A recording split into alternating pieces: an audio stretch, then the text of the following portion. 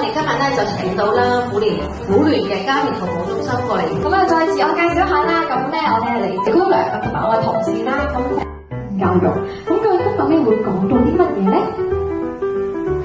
我哋會了解下性教育而家嘅現況係點樣。學得多啦，有時啲問題都真係出其不意嘅喎。有個小朋友翻去同自己媽媽講性，都覺得好尷尬，但係其實大家心知肚明，係咪？但係因為佢有一日會遇到嘅喎，真係唔係咁我哋咁啲嘅喎。我就知弟弟出嚟又買啦嘛。